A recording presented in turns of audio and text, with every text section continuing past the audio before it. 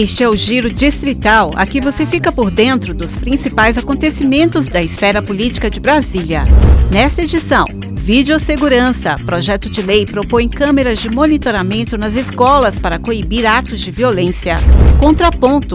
Funcionamento do Eixão do Lazer provoca debates na Câmara Legislativa.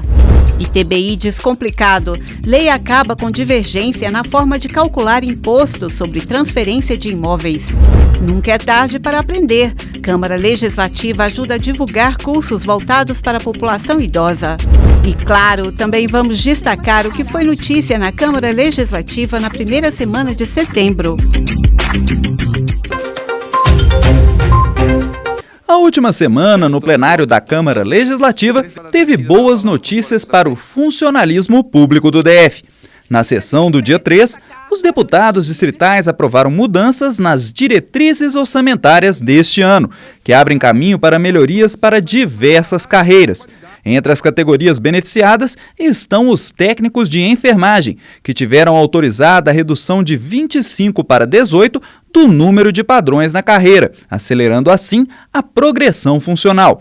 Também houve autorização para um reajuste salarial de 15% dividido em 3 parcelas. As medidas foram comemoradas pela categoria, que compareceu em peso ao plenário. Outras mudanças aprovadas prevêem concurso para a nova CAP, a criação de uma gratificação para servidores da ADASA e a reestruturação da carreira dos músicos da Orquestra Sinfônica. Mas vale destacar, todas as propostas aprovadas no dia 3 somente autorizam o GDF a incluir tais medidas no orçamento deste ano. Para que os benefícios se concretizem, ainda é necessário que o governo encaminhe à Câmara Legislativa projetos específicos sobre cada um deles. A situação do funcionalismo também pautou discursos no dia 4. A deputada Deise Amarilho foi à tribuna cobrar do GDF a abertura de uma mesa de negociações com os enfermeiros. A categoria da qual a deputada faz parte está em estado de greve desde o final de agosto, cobrando valorização profissional e melhores condições de trabalho. Pedir para que a população possa nos ajudar a mobilizar e a apoiar esse estado de greve. Nós não queremos entrar em greve, mas nós queremos abrir uma mesa de negociação para que a gente possa mostrar, inclusive, a produtividade. Olha, presidente, o que nós queremos. O que nós queremos é ganhar por produtividade. Já viu algum servidor falando sobre isso aqui? Já o deputado Fábio Félix criticou o que ele chamou de desmonte continuado da CAESB, alertando para os altos índices de terceirização na empresa pública. Essa casa precisa se debruçar sobre a situação da CAESB. Não é uma questão necessariamente de mudança da gestão, mas a questão é a discussão da água no Distrito Federal, do direito à água e do direito a uma empresa pública que funcione da forma adequada. E eu queria trazer hoje esse tema para essa casa, porque é um tema que a gente tem sido provocado por trabalhadores, mas também sido provocado por usuários no Distrito Federal. Na mesma sessão, o deputado pastor Daniel de Castro elogiou as obras que o GDF vem promovendo no assentamento 26 de setembro, em Vicente Pires. Segundo o parlamentar, o local é hoje uma cidade constituída, merecendo inclusive o status de região administrativa. Hoje a cidade é uma realidade. É natural que uma cidade desse porte, ainda é Vicente Pires, mas uma cidade desse tamanho merece uma cidade própria, uma administração regional, merece mais atendimento.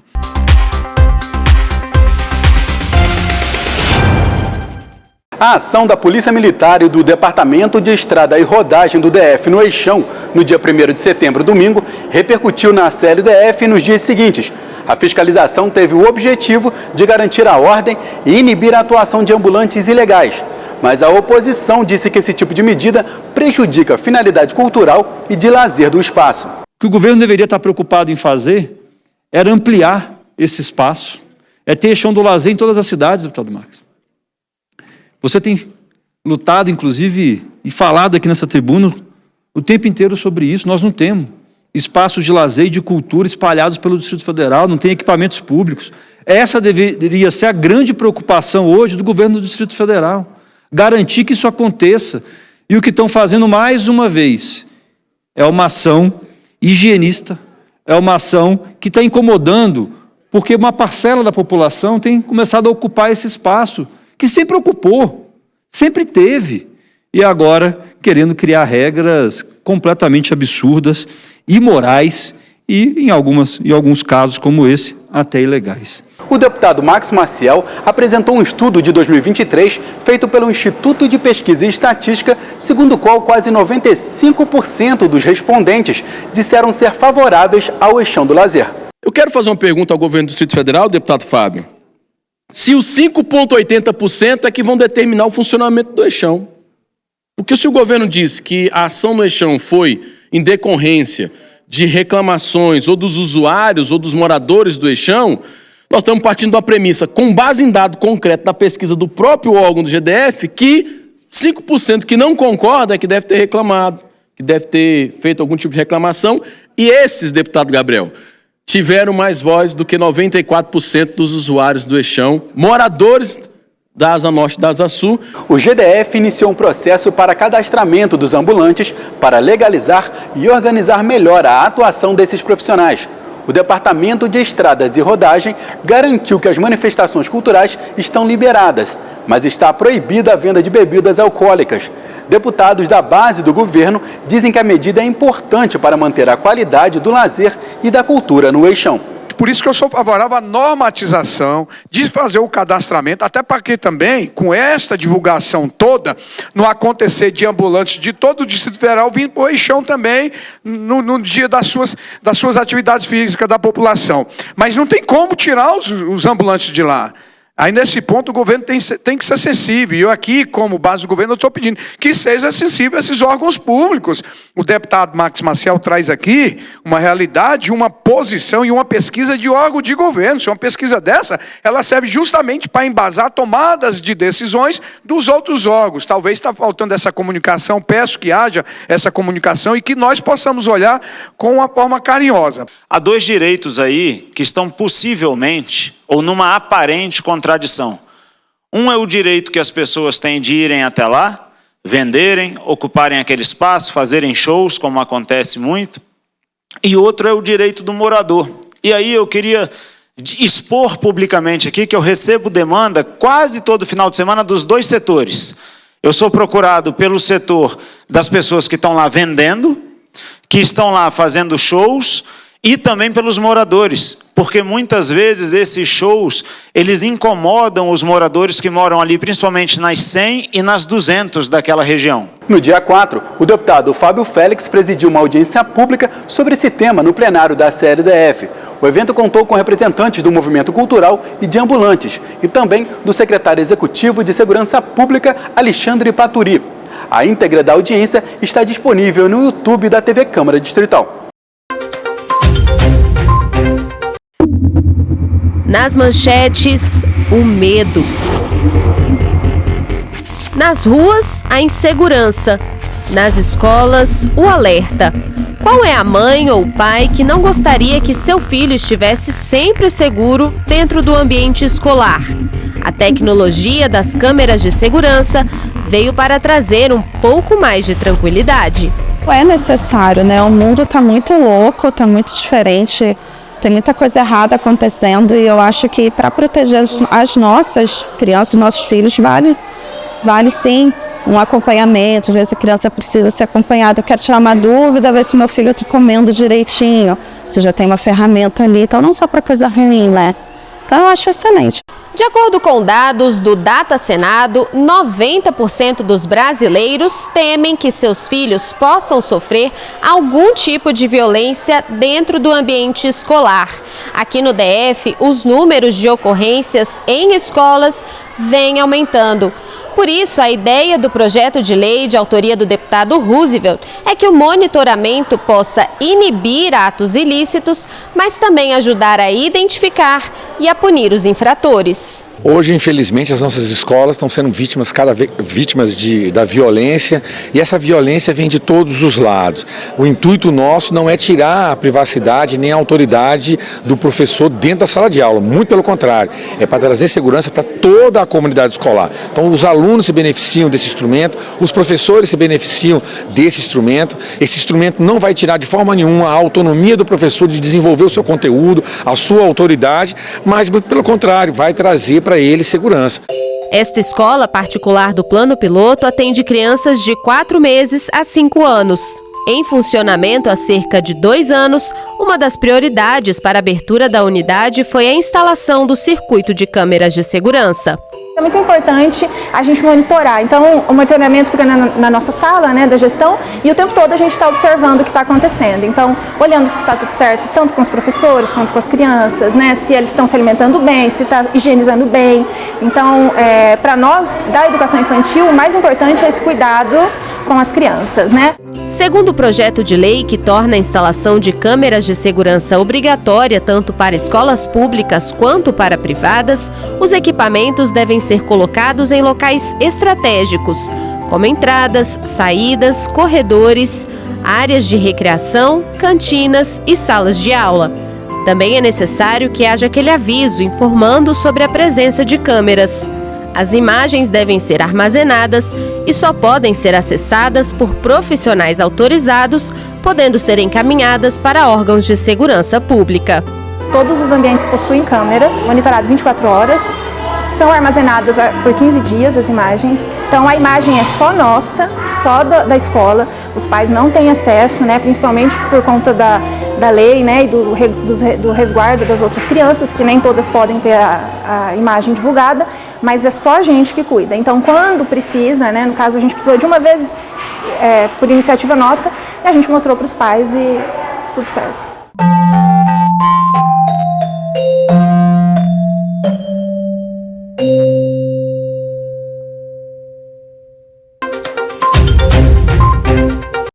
Estão abertas até o dia 25 de setembro as inscrições para o Troféu Câmara Legislativa do Festival de Brasília do Cinema Brasileiro. O evento acontece no Cine Brasília entre os dias 30 de novembro e 7 de dezembro. Para o troféu, a Câmara vai destinar R$ 240 mil em prêmios às melhores produções do DF que participarem da mostra. São 13 categorias com premiações que variam de R$ 10 mil a R$ 100 mil. Os filmes não precisam ser inéditos, mas devem ter sido concluídos a partir de 2023. Saiba mais no site do festival, que é festcinebrasilia.com.br.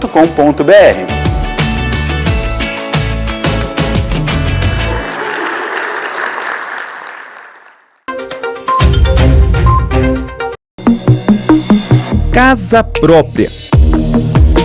Um sonho que transcende gerações e que no Brasil nunca sai de moda. Segundo pesquisa do Quinto Andar, realizada em parceria com o Datafolha em 2022, 87% da população brasileira deseja comprar um imóvel. O problema é fazer esse sonho caber no bolso. Além do investimento na compra em si, é preciso ficar atento aos custos decorrentes da transação, como impostos e taxas obrigatórias, que muitas vezes acabam negligenciados. As pessoas têm o hábito de achar que por terem uma renda, elas têm acesso a financiamento, não sabem o valor das taxas que tem que pagar, das custas cartoriais, das custas de transação de imposto para transferir o imóvel. Muita gente não sabe. Um dos principais custos decorrentes da compra de um imóvel é o ITBI, o Imposto de Transmissão de Bens Imóveis, que confirma a transferência de propriedade. No Distrito Federal, a alíquota corresponde a 3% do valor do imóvel. Até pouco tempo, uma divergência sobre como calcular o imposto causava prejuízo para o comprador. É que enquanto a jurisprudência recomenda a cobrança sobre o valor efetivo da transação, ou seja, o valor pago pelo imóvel, o GDF levava em conta o valor venal, o preço estimado da propriedade segundo o mercado. Mas esse cálculo só era usado quando o valor de tabela era superior ao da transação. Uma interpretação que já gerou muita dor de cabeça para clientes do André. Tenho 2 casos recentes, que teve diferença, um de 15% e um de 20% para menos. O valor da negociação foi menor que o valor da Secretaria de Fazenda. Eles tiveram que pagar o valor do ITBI integral, o valor da Secretaria de Fazenda, e depois entrar na Justiça para recorrer dentro da jurisprudência do STF de 2019. Para resolver de vez a questão, a Câmara Legislativa aprovou lei de autoria do deputado Thiago Manzoni, que fixa o cálculo do ITBI sobre o valor da transação. Com isso, fica consolidado o entendimento do Poder Judiciário sem que haja necessidade de uma ação judicial.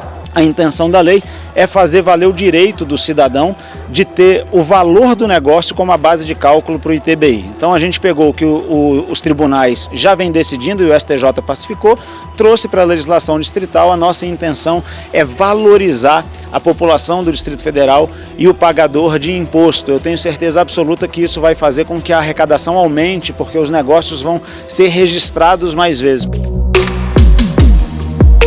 Isso representa um grande ganho para a realidade do mercado imobiliário. O mercado imobiliário é um mercado que oscila muito, que depende muito de lei de oferta e procura, depende muito das taxas de financiamento.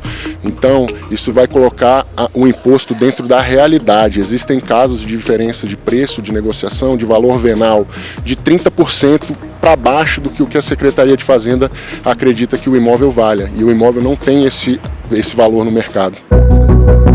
Na avaliação desse advogado tributarista, a nova legislação é positiva e não deve estimular fraudes, uma vez que o poder público tem condições de fiscalizar se os valores das transações estão sendo corretamente declarados. As pessoas têm que agir de boa fé, né? Tem que declarar o valor que é de mercado, as pessoas pesquisam para comprar e vender, todo mundo sabe qual é o preço.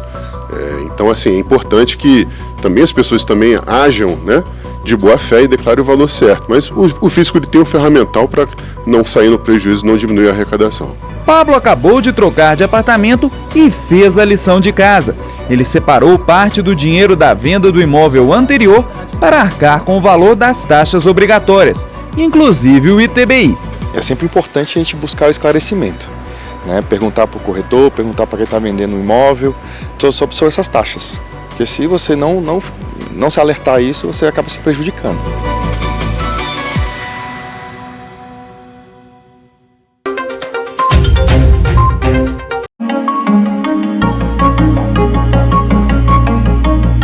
Dona Neuza e Dona Maria Helena são alunas de informática de um projeto de inclusão digital voltado às pessoas idosas no Instituto Federal de Brasília, campus Ceilândia. No curso chamado de Prateados Tec+, elas aprendem a usar as redes sociais como WhatsApp e Instagram e a se protegerem de crimes cibernéticos. Muita coisa, não sabia pegar nem o celular. Hoje em dia eu sei passar mensagem, eu sei ligar, eu sei tirar foto, enviar foto, mensagem. Para mim é uma vitória, meu filho. Nossa, eu aprendi muita coisa, que primeiro eu não sabia nem mexer no meu celular. Às vezes eu tinha dificuldade até em trocar ele porque eu não sabia mexer nele. E aqui eu aprendi muita coisa, o curso é excelente. Eu aconselho as pessoas que não estão fazendo, procurar o FB e vir fazer o curso, que é muito bom. Todos os cursos, os professores são ótimos. Dar oportunidade de capacitação para a terceira idade e promover a interação entre jovens e idosos são objetivos do programa IFB 60+. Além de informática, o campus de Ceilândia oferece cursos de Libras, espanhol e canto coral.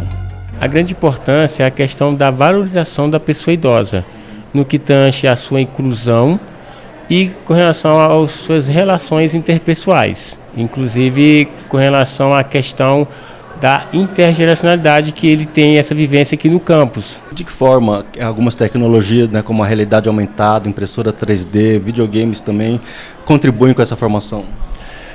Essas tecnologias contribuem principalmente para a questão da demência, né, de reduzir a demência da pessoa idosa, porque está trabalhando o seu raciocínio lógico. E também, além da questão da saúde mental, também contribui com a saúde física. Exatamente. Por exemplo, a gente tem um joguinho de cortar frutinha, né? Porque nós temos aqui também no nossa sala interativa, nós temos também Xbox com Kinect, onde ele faz toda a questão de movimentação de jogo interativo. Além de desenvolver novas habilidades, os idosos mostram que não existe idade para voltar às salas de aula e conquistar seus sonhos. Eu acho um projeto muito interessante, porque como a gente está num lugar, muitas pessoas que olham de fora acham que é um lugar só privado para certas idades. Mas quando a gente vê que a gente entra no instituto que tem essa possibilidade de abranger para as outras idades, para pessoas mais velhas, você vê as possibilidades que essas pessoas ainda podem alcançar na vida. Assim como o Instituto Federal, outras escolas do DF abriram as salas de aula para receber alunos da terceira idade. A UNB conta com o vestibular 60+, um processo seletivo para preenchimento de vagas destinadas às pessoas idosas nos cursos de graduação no primeiro semestre de 2025. O edital de abertura do vestibular será publicado no dia 10 de outubro e as provas estão agendadas para o dia 1º de dezembro. A Procuradoria de Defesa dos Direitos da Pessoa Idosa é parceira e divulgadora dessas atividades. Para o deputado Chico Vigilante, os cursos voltados a esse grupo são importantes diante do envelhecimento da população brasiliense. O Brasil é uma cidade que envelheceu, né? População, especialmente de Ceilândia, Taguatinga, Guará, Planaltina, Gama, que são cidades um pouco mais velhas, né? Essa população envelheceu, fica em casa. Portanto, é o momento efetivo da gente dar resposta àqueles que ajudaram na construção dessa cidade tão importante.